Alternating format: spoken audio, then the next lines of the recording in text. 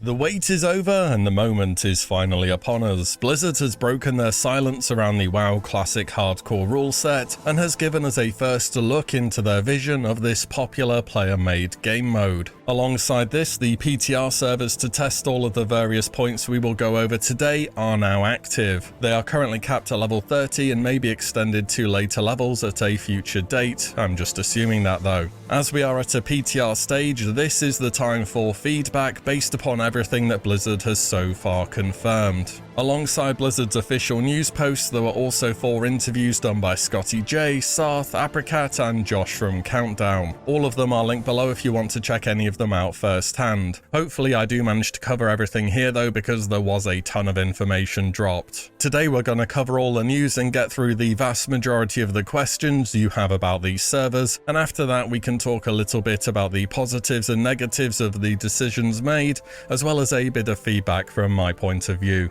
But first, a quick word from today's sponsor, Star Trek Fleet Command. Star Trek Fleet Command is an immersive free-to-play open-world MMO delving into the mysterious and massive Delta Quadrant. Star Trek Fleet Command makes the show come to life by putting you in charge. Assemble your ideal Star Trek team, construct fleets of your favorite ships, and expand your influence throughout the galaxy. As commander, you have control over your starship, so whether it's exploring strange new worlds, confronting enemies, or discovering ancient civilizations, there will always be something to work towards. Star Trek Fleet Command gives the true Star Trek enthusiast a way to see this universe in a much more hands-on way, and lets you see how your decisions would shape the galaxy. If you're ready to boldly go and join the millions of players already exploring the galaxy, building their fleets and taking part in space battles, check my link below or scan the QR code on screen to download Star Trek Fleet Command today. And if you're picking up the game for the first time, they're currently giving out a big new player pack for free by using code WillE. This pack includes the Great Captain Kirk and 4,000 Ultra Recruitment tokens. Many thanks to Star Trek Fleet Command for the sponsor today.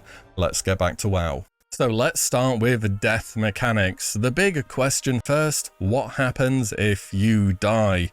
Well, you don't have to delete your character.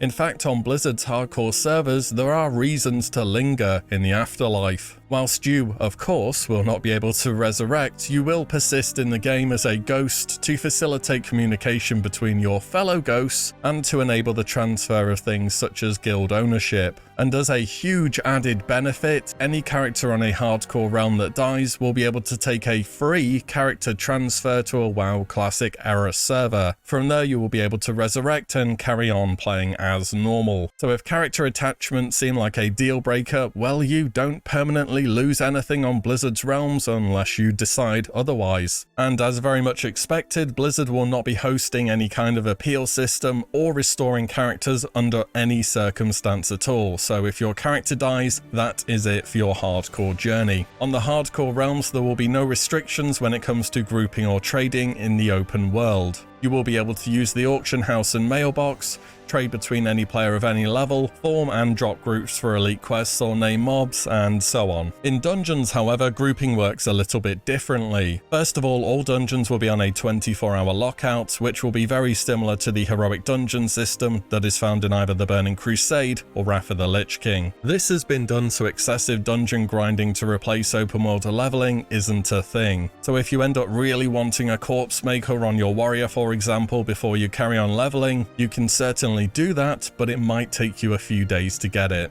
Boosting changes have also been ported over from Season of Mastery, where if there is a significant disparity in levels between members of the party, XP gained will be reduced dramatically. This was effective in removing boosting in Season of Mastery, so a bit of good news here. Also, once a player hits level 60, the 24-hour lockout on dungeons is removed, which will allow you to get stuck into the end game and pre-bis farming. This also means a level 60 player can never do a dungeon with a player below level 60. Next up, a rather ugly side of hardcore, griefing. Seeing as there will be no appeal system and Blizzard will not be restoring characters for any reason, they have taken a stance against gameplay that deliberately harms the experience of others. First up, the hardcore realms, which we don't know how many there will be yet, will be PvE exclusively, meaning no one will be PvP flagged by default in contested zones. Second is that in order to PvP flag, you must physically type /PvP in your chat box. Accidentally right-clicking a flagged enemy or a player should no longer cause you to become PvP flagged, and buffing or healing a flagged ally should not do so either. Blizzard is also addressing mob boundary limits so that certain enemies cannot be kited from higher level zones into low level ones in order to farm lower level players. Think of Terramus from Blasted Lands going all the way to Stormwind. There are plenty of examples where higher level enemies are not too far from a lower level zone. This is just how classic WoW was designed. We'll have to see how this change plays out. As somebody who's played quite a bit of Hunter in Classic, sometimes you legitimately do kite something for ages in order to complete a hard quest. Also, escort quests will not be attackable by members of the enemy faction. Think of the Defias Messenger in Westfall, or that one Tauren escort in Thousand Needles where the Wyverns are. Also, Blizzard have thrown in a big clause about griefing on the Blue Post announcement. They say, gameplay, zone disruption, and malicious player killing outside of consensual PvP will not be tolerated on hardcore realms. By this we mean deliberate action to hamper or significantly impede the ability of other players to enjoy the game, such as, but not limited to, repeatedly killing quest NPCs or kiting important quest mobs away from their spawn locations to prevent them being killed. More importantly, this also includes taking actions to deliberately cause the death of another player, such as, again, but not limited to, kiting higher level or elite mobs onto or near other players with the intent that they take damage and die, or deliberately causing a wipe in a raid or dungeon group. Ultimately, it's critical to the health of these realms that players play nice and fair with one another, and we will take any hostile or abusive actions that occur between players very seriously. For PvP, several changes have been made. First up is that certain quests that would previously flag you for PvP, such as the attack or the missing diplomat, will no longer do so. Certain quests which required your character to die, such as starting the quest for the Shadowforge key or the Vidir elixir, will also be changed so they can be completed without this restriction. Battlegrounds will not be active on hardcore realms. Players can queue for war games if they so wish, but your character is at risk and there are no PvP rewards on offer. A new feature for PvP enjoyers is Duel to the Death, aka Mak Gora. At level 10 or above, you can initiate this challenge on another player. I'm not sure if there are any level bracket restrictions on who you can duel yet, we'll see on that front. But if both players accept the challenge, you will be entered into a 1v1 Mortal Kombat where the winner takes all and the loser loses their character permanently. The number of duels won will also be tracked by an in-game cosmetic buff called String of Ears. For those who make it to the end game, there are quite a few things to note here too. First up, the buff and debuff caps have both been removed. This was one of the raiding changes ported over from Season of Mastery. The debuff cap being removed didn't end up changing the raiding meta all that much when it came to what classes you brought though. At least you can justify a Shadow Priest and the Warlocks get to use Corruption, I suppose. World buffs as well as the Chronoboon Displacer will both be active in raiding content on the hardcore realms. World buffs are seen as an important part of preparation that goes into overcoming raids with a one-life character, so Blizzard are allowing them all into the game once again. All content will be available from day one, from Onyxia's Lair to Naxxramas. There are no gradual releases here, and players can push as hard as they want to see who is first able to conquer Kel'Thuzad. Blizzard added some additional reasoning here, saying, "We see players often ask, is it too late to start playing shortly after a new version of World of Warcraft Classic or content phase is released? While the answer is always no, there is still an undeniable social pressure to keep up with the current content phase, even if the content being released is beyond your level of progression." We're going to be coming back to this later. Finally, for those who have been participating in or watching Hardcore Classic endgame raiding, you have no doubt heard about the Flask of Petrification. In short, this flask makes you immune to all damage, but unable to act for 1 minute. And in World of Warcraft, when you leave a party during an instance, you will be teleported to your Hearthstone after 1 minute has gone by. So players have begun to use this flask as a way to escape a scenario in group content at level cap, which could otherwise prove fatal. Blizzard do not plan to make any changes to this interaction, so expect Black Lotus stonks to be huge at level 60. As a small side note, despite petrification being allowed,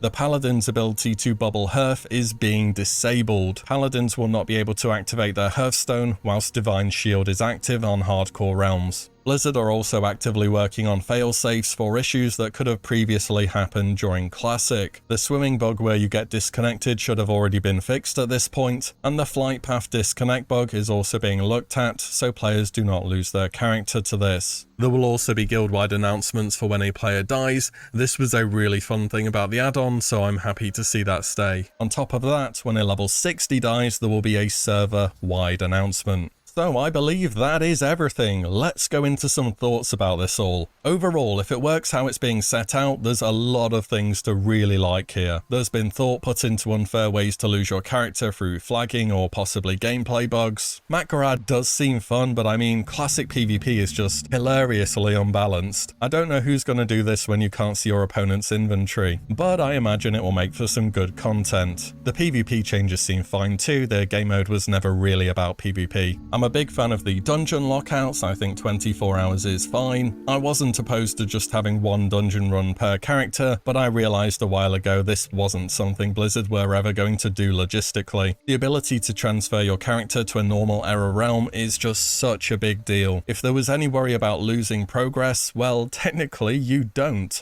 It's a massive win for everyone who was on the fence about trying hardcore. About the end game, if I'm honest, I really doubt I'm ever going to raid on hardcore. I do want to get characters to 60, but I'm here for the leveling part of the game, not so much the end game. As for what I think about the changes, the debuff limit being removed doesn't really change that much in my opinion.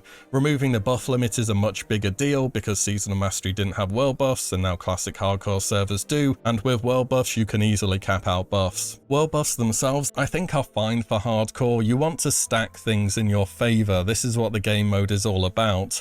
They're just really tedious to manage. Even if you do have the chronoboon, maybe there's a new buff dropping and you have to unboon to extend another buff that you already have and then reboon again. Oh, and on top of that, there's the very rarely talked about fire resist buff from Upper Blackrock Spire, which your whole raid will have to exit Molten Core every single week to get before Ragnaros. And then there's the whole Petri Flask thing. Raiders seem to like it in general, people watching raids seem to hate it in general, and I can't really blame either party. Hitting level 60, then being given consumables or enchants, being run through ZG and so on by your guild, each player is an investment that you're building up for later content. The last thing you want to do is lose people, so you're going to do everything possible to avoid deaths. For a viewer though, it's like you're being cheated out of why you're watching the content in the first place. It's as if we're watching gladiators at an ancient Roman Colosseum, but all our participants keep getting granted clemency and nothing ever happens. The biggest reason why Petri is remaining though, in my opinion, is because it's a really good anti-griefing tool. It is so easy for one disgruntled person to wipe a raid or a dungeon group, and Petri is, unfortunately, the best in-game mechanic to counterplay that. The final point to go over for me is grouping and trading. So grouping is less of a deal to me. Of course you need to be able to group for dungeons at some point, they are not soloable, and the endgame raids certainly need groups too. I think there was a space here to explore group-based content where several players are maybe part of a mini-guild or something of the sort, but it doesn't look like that's happening now. And grouping of course will cut down the queues on named mobs, which is a good thing. It's just I did this kind of grouping up and then dropping group in TBC and in Wrath of the Lich King when you're leveling. You join a random group, you spam a macro, you get the tag, you say TY, you leave, and it's just not very interesting, I think. And you are even less likely to run into said people again in hardcore because, well, you know, it's hardcore. But the big one for me is trading. I don't like the idea of freely trading at any time.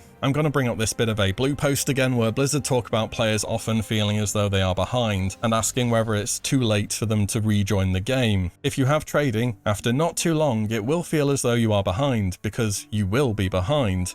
One of the great things about hardcore realms at the moment is that whenever you create a fresh character, it's fresh and it's on equal footing with everyone else. If you get a bag early, that feels good. If you find a green weapon or a health potion on vendors, that's a big win. And being your own source of profession materials gives you something to consider other than I just need to level up. After a month or two, there will be players who will funnel items from their hardcore guild, who will keep items on a mule to trade to fresh characters, or who will just straight up real money trade for advantages in the game. Having an advantage at level 1 or at any level for that matter doesn't make you invincible of course, but it does change things. Nowadays you see someone with their engineering goggles with a nifty stopwatch or maybe a really good BOE and you think, wow, that's cool, that person had to do all these things to get that, or they just got super lucky. With trading, these things become standard because you just go to the auction house and buy them. And yes, I think the game is still an MMO without trading. Other people's presence makes achievements visible and have value. I could go make an insane level 1 character on Skyrim with the best armor and weapons. It doesn't matter because I'm solo in the game. If I make a level 1 with every item possible in World of Warcraft, I'm still existing in the same world as others, and I'm still competing for the same mobs and resources as everyone else is. There will also be an economy for green items that will quickly surpass what you'll get from questing, because everyone is going to be muling green items to an alt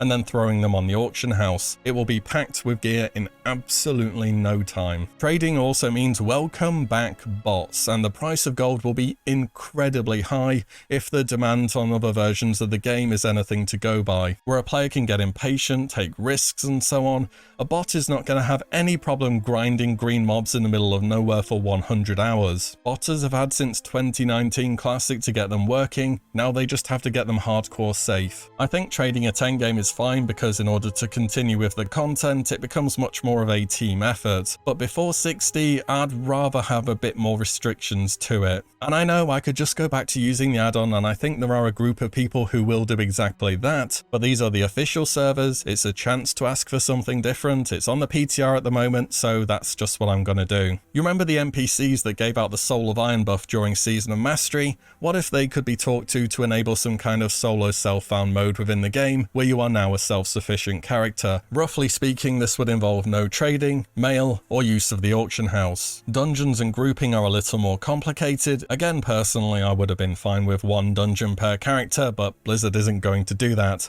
Also, people like dungeons. Dungeons are very popular, so perhaps include the 24-hour lockout system. Personally, I'm quite happy to play a character, they get what they get during leveling, each time is a little bit different, and eventually you hit level 60 and you can either go again or play the endgame. Perhaps make it so the solo self-found characters can only group with other people who are also taking on that challenge. And I know that hardcore in other games just means 1 life, but in WoW Classic it's been something more than that for a long time. The rules might have initially come about because we're playing on a server with non-hardcore characters, but I think the popularity of the game mode has shown that there are a community of people who really do enjoy the SSF game mode. I think player choice can certainly be a great thing, but at some point I'd like to see the official servers take stances on some things. Back in 2019 we all heard time and again how world buffs aren't necessary, if you don't like them just don't get them, and then everyone went and got them every week despite many people not liking them because the players made them mandatory.